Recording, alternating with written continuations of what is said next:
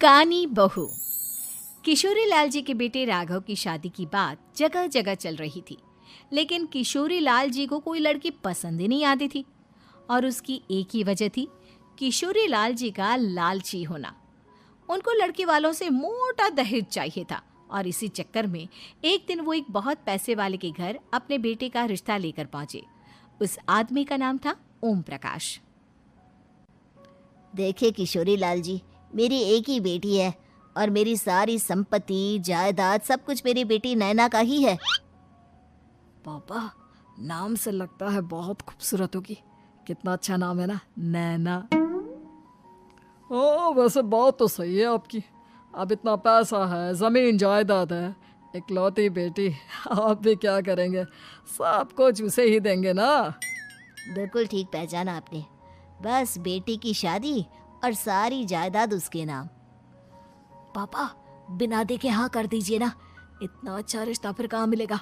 माला माल हो जाएंगे हम। मैं अपनी बेटी को बुलाता हूँ। अरे नहीं नहीं नहीं नहीं, आपकी बेटी का नाम नैना है, सुनकर ही लगता है बहुत सुंदर होगी। रहने दीजिए अंकल, मैं तो आपकी बेटी के नाम से ही इतना खुश हो गया हूँ कि उसे बिना देखे शादी करने को तैयार हूँ। अब तो मैं उसका चेहरा सीधे शादी के बाद ही देखूंगा। और इस तरह राघव नैना का चेहरा नहीं देखता और उससे शादी कर लेता है। शादी के बाद अपनी सुहाग रात पर जब राघव नैना का घूंघट उठाकर देखता है तो नैना की आंखें बंद थी। कितनी खूबसूरत हो तुम नैना, जरा अपनी आंखें खोलकर मेरी तरफ देखो तो सही। नहीं, मुझे शर्म आती है। अरे, मैंने तुम्हें शादी से पहले भी नहीं देखा, और अब अगर तुम आंखें खोलकर मुझे देखोगी भी नहीं तो मुझे अच्छा कैसे लगेगा? इससे पहले कि नैना अपनी आंखें खोलकर राघव की तरफ देखती, अचानक से लाइट चली गई और राघव नैना को पूरी तरह से देख भी नहीं पाया। अगली सुबह नैना राघव के लिए नाश्ता बनाकर लेकर आई। अरे ये क्या, आधा पराठा सीका हुआ है और आधा बिल्कुल कच्चा। ये तुमने क्या किया नैना? बहू, तुमने क्या आधा पराठा तवे से नीचे लटका कर रखा था, जो आधा सिका है और आधा कच्चा? मुझे जितना दिखेगा उतना ही तो सीखूंगी ना पापा जी। जहाँ जहाँ मुझे नजर आ रहा था वहाँ मैंने सीख लिया, जहाँ जहाँ नहीं दिखा वहाँ कच्चा रह गया होगा। इसका क्या मतलब है? ये कैसा मजाक कर रही है तुम? अरे बहू, तुमने इतना लंबा घूंघट क्यों लगाया हुआ है? देखो, हमारे घर में बहुओं को बेटी की तरह रखा जाता है, और फिर तुम तो इतना सारा माल लेकर आई हो। देखो, ये घूंघट डालकर रखने की कोई ज़रूरत नहीं है।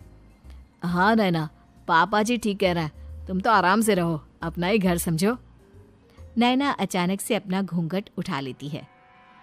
अरे ये क्या पापा, नैना की तो एक आंख फूटी हुई है।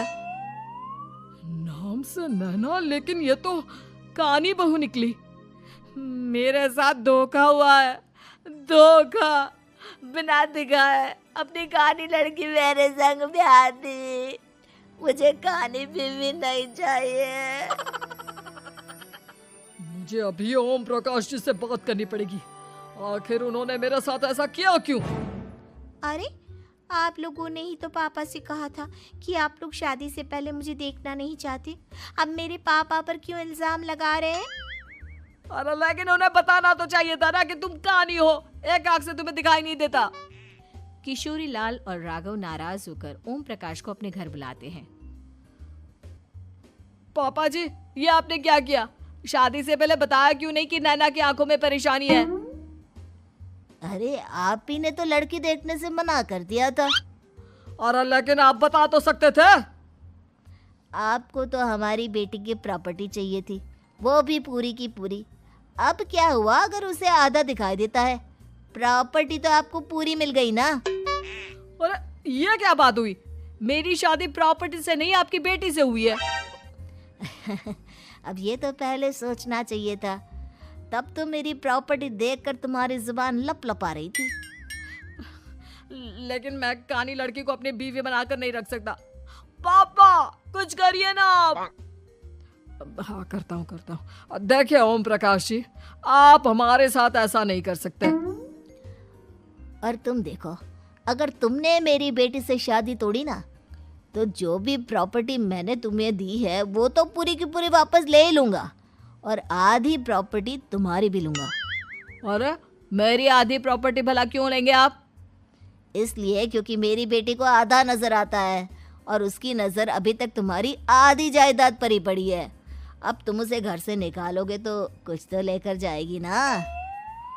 और अगर हम आपकी बेटी को अपने घर की बहू बना कर रखे तो?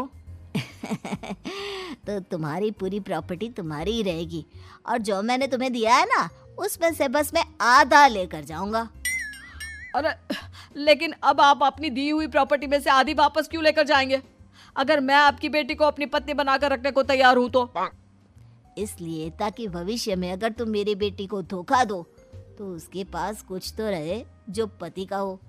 वैसे मेरे पास तो बहुत कुछ है, लेकिन अपने पति की कोई निशानी तो उसके पास होनी चाहिए ना। अब अगर तुमने मेरी बेटी को कानी कहा तो तुम्हें प्रॉपर्टी भी कानी ही मिलेगी, पूरी नहीं। जमाए राजा। किशोरी लाल और राघव समझ चुके थे कि वो बुरी तरह फंस चुके हैं और अब उनके पास वहां से निकलने का कोई चारा नहीं है।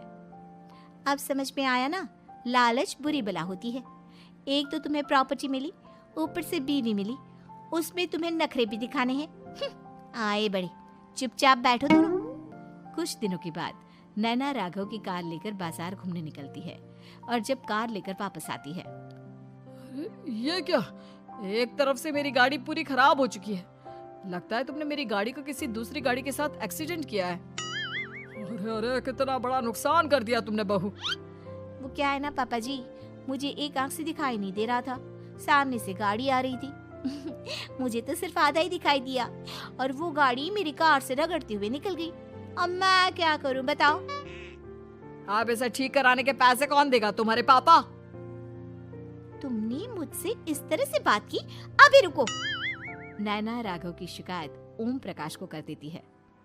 देखो राघव, अब जो मेरी आधी प्रॉपर्टी तुम्हारे पास थी ना, उसमें से आधी और मैं लेकर जाऊंगा, क्योंकि तुमने मेरी बेटी को डांटा। अरे नहीं नहीं पापा जी, गलती हो गई, माफ कर दो। गलती की तो कोई गुंजाइश ही नहीं।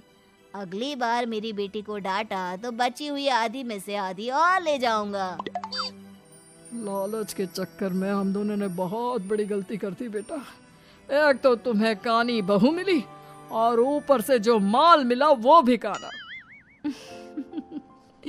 इस तरह राघव की हर एक गलती पर ओम प्रकाश उसकी प्रॉपर्टी का आधा आधा हिस्सा लेकर अपना सारा माल वापस ले गया और राघव को कानी बीवी से काम चलाना पड़ा।